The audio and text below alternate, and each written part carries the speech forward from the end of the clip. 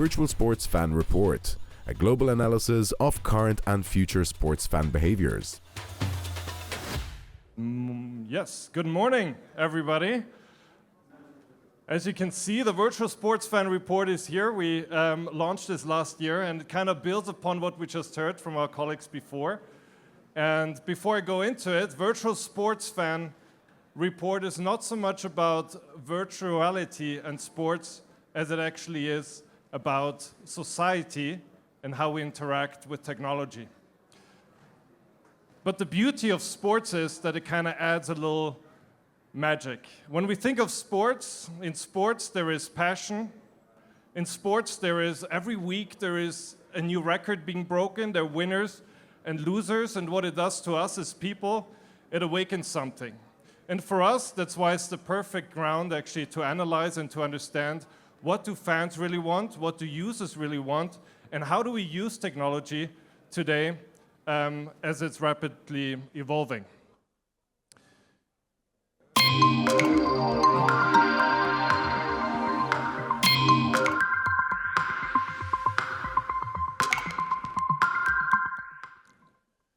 With the Virtual Sports Fan Report, we have 130 pages filled with exciting analysis, information about what fans want today.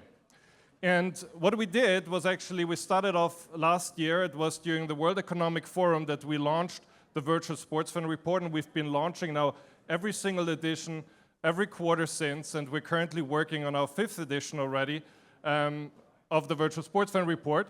And we started off by analyzing the top 200 sports clubs of the likes of Real Madrid, Arsenal, and others, and wanted to understand what is it that fans, how do fans interact with them? How many fans are there actually? How many are there on social media?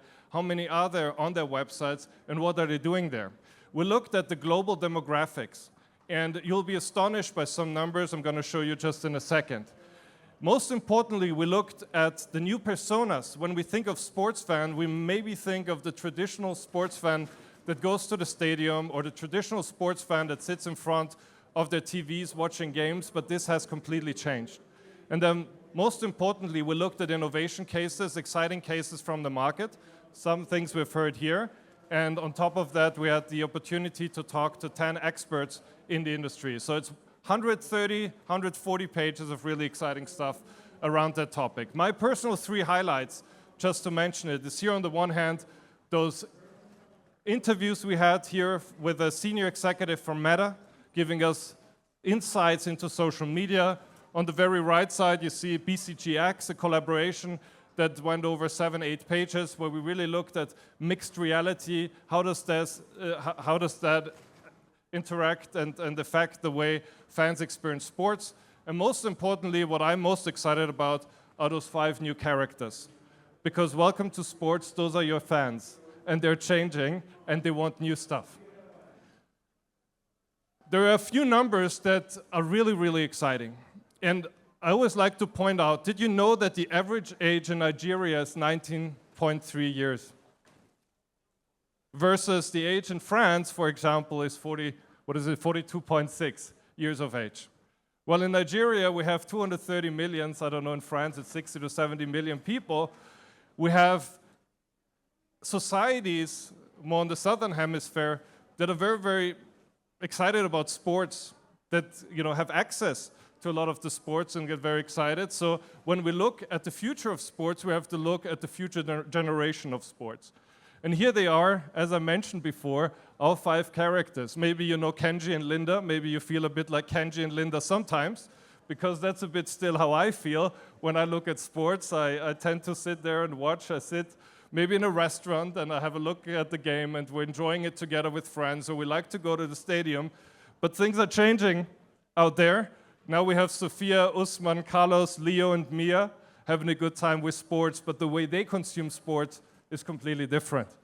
We have the social media maven. Somebody who's on social media. We see that we're not just focusing on one thing anymore. As we're watching games, we're flipping through other things. And we have social justice, big, big topic.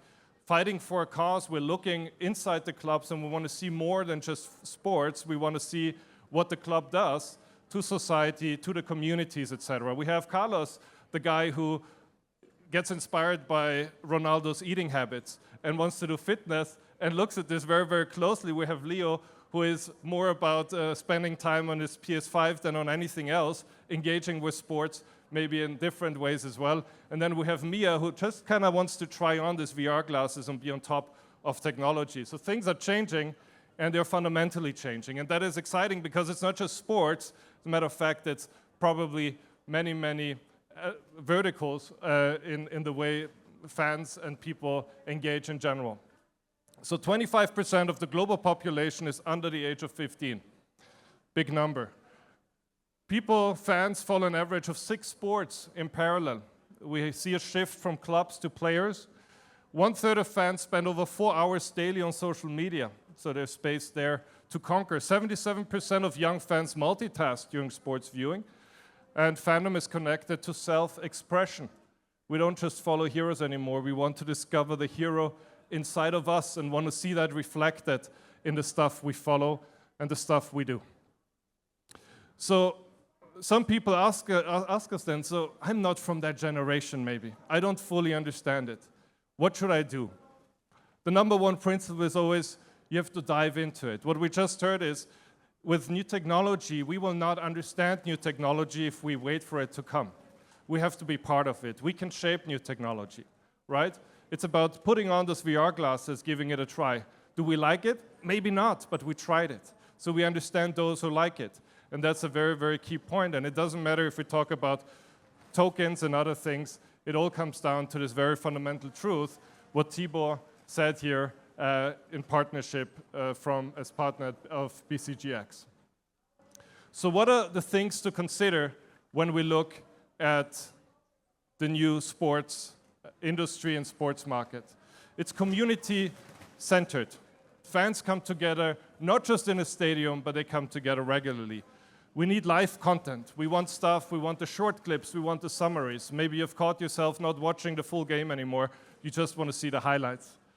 Digital identity and merchandising is becoming more and more relevant and important, and all those things offer an incredible opportunity for clubs to actually look into new revenue streams. We go beyond the clubs, we want partner integrations, we want sponsorships that reflect what we believe is relevant. And of course, we want transparency and data analytics. Maybe you've seen it. Nowadays, you can watch NBA games, and you can see exactly every centimeter, how far they shot, and what speed it was, and all kinds of other additional information. And most importantly, and that's why we highlight it here, it is a lot about artificial intelligence. Not for the sake of artificial intelligence, but for the sake of hyper-personalization. AI will support us and will give us the chance to look much deeper into behaviors of people, what they're really interested in, and support them actually with the information they really want. Because I don't know how you feel about it, but when you go online and you look at stuff, you tend to end up somewhere you didn't want to start off in the first place. But with artificial intelligence, we can give better, clearer, more relevant information and fans and go much deeper. Talking about artificial intelligence, I hope that works. It can do so much, and we even... Now that we've talked about all these trends and innovations, what unique opportunities do you see on the horizon? What kind of future do you want to see for sports and their fans? That's a great question, and I think it's a perfect way to end this conversation. The future of fandom is being shaped right now, and we all have a part to play in it. So think about it. What does the future of sports look like to you, and how can we all work together to make it a reality? Thanks for joining us for this deep dive, and we'll catch you next time. So artificial intelligence, what you can do now is you just throw in a PDF and it gives you a beautiful podcast about all kinds of things. So that's just the starting point. So you can create so many new forms of now that we've talked about all the etc. Looking into 2025, it's all going to be about AI. We're going to be focusing on that topic in our current Virtual Sports Fan Report 2025, and we're inviting you to join us with the study. If you're a club, if you're a brand, if you're an educational institution of some kind, if you want to be part of it, let us know. We're going to look at AI trends and projections, obviously, success stories, interviews again, and we're going to implement an AI agent testing what it really does to fans in this world. Thank you very much. Well done.